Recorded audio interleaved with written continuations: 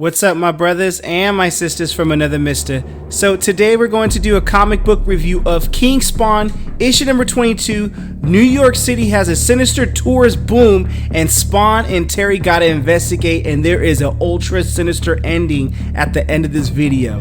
Brought to you by Rated Comics. Let's get to it. Previously in King Spawn, Spawn discovers the Exodus Foundation's vault of brains. Meanwhile, Sam has been taken hostage in an effort to keep Spawn at bay. So the lay of the land is this. Exodus has been harvesting human brains, attempting to unlock the hidden secrets they may hold. To that end, they ambush Sam Burke in hopes of cutting his head open. Yo man, it's just twisted AF in this book. As for Spawn, he invaded their warehouses, guarded by a pack of junkyard dogs with appetites for brains. So Spawn gives it to them. The canines chase their dinner, uninterested on where it lands. Throws it at Sam, this girl, and this dude. Because whatever Exodus is using to keep the brains healthy, it makes the dogs ravenous. And Spawn wants to feed them because they're hungry like that, regardless of the collateral damage it may cause. And these dogs go to work on these people. So Spawn asks Sam, "You okay?" And Sam is like, "I'm good, don't worry about me." But those bastards want to lobotomize whoever they want just to serve their corporate scum. And Spawn's like, "Why'd they come looking for me?" "I don't know," says Sam. "They thought I had the goods on you or something." "You're a pawn. They're using you," says Spawn. "You think? Well, how about I give him a little payback," says Sam. So as she runs away, Spawn's like, "You want me to send the dogs?" And Sam's like, "Nah, I got really good aim." So he shoots and hits her in the back of the leg. She falls down. They call her Lady Madeline. Working for Exodus has always given her a keen sense of confidence. Well, throw that confidence out the window, bruh, because that ass is Spawn's. And Sam's too. They share like that. They ain't stingy. So until today, ain't no more confidence. She has to get up. And Spawn tells her to get it because you're going to show me what's inside that warehouse and what it means. Then you're going to tell me everything I need to know about Exodus. And then when I'm done, you'll go back to your bosses and lie to them. Tell them you won. I don't care. Maybe then they won't kill you. So meanwhile, for the past 12 hours, Cyan and her father Terry have been picking away at old wounds, opening up the pent-up resentment that's been built up over the past year and a half. The emotions range from abandonment to rage to disappointment, fear, and sadness, literally unleashing a trove of rhetoric all based around a single topic, and that topic is the death of Wanda Blake, her mom and his wife, until their standoff is suddenly intruded upon. There's a knock on the door. They go outside. It's empty. No one's in the hallway, and it's very sussy and dark. "Who is it?" says Terry. They go outside, and it's Tar Maryville.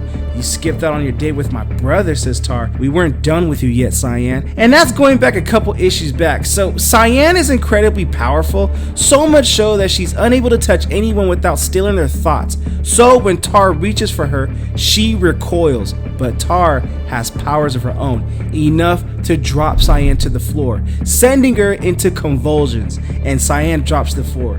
"Your daughter's parlor tricks didn't quite work, did they?" And Terry's like, "What did you do? You fix her now. You hear me?" He pulls out his gun. "But relax," says Tar Maryville. "She's not gonna die, Terry. We still need her. But the question is, can we say the same about you?"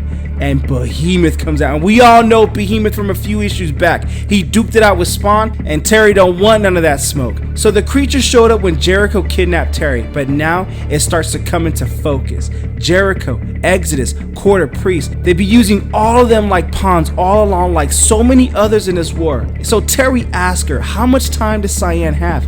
"Enough for you to run and get help." "Maybe." So elsewhere, Spawn and Sam drag their hostage back towards the warehouse. And Sam tells her whoever's brains are in there, those are murder victims. "Here's what I can tell you," says Lady Madeline. "Both of you are screwed. Don't move." She assumes a different position and points a gun at him.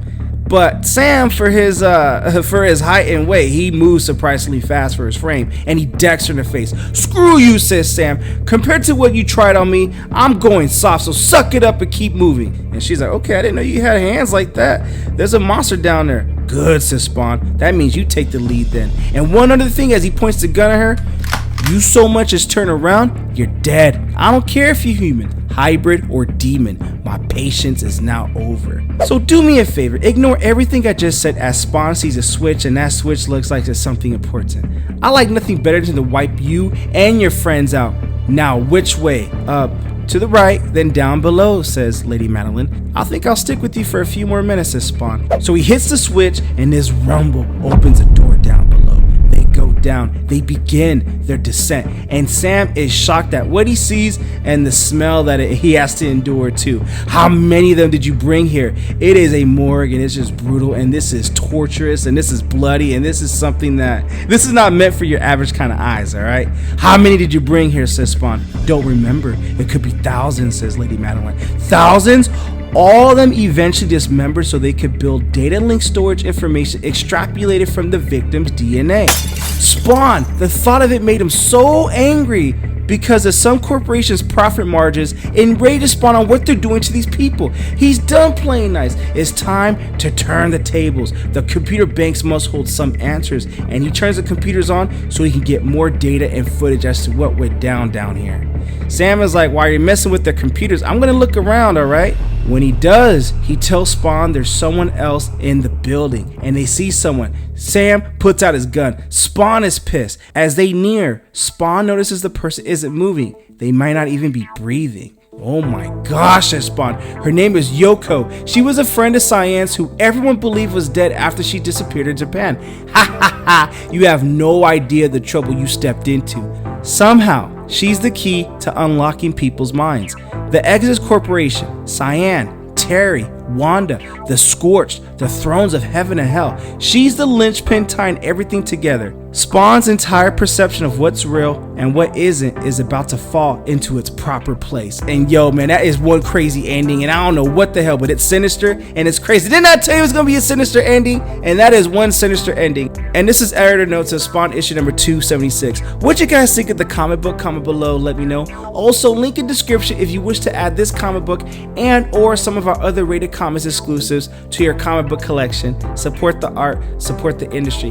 Lastly, this review is sponsored by coffee, so if you'd like to buy a boy a cup of coffee, link in description or donate to the super thanks.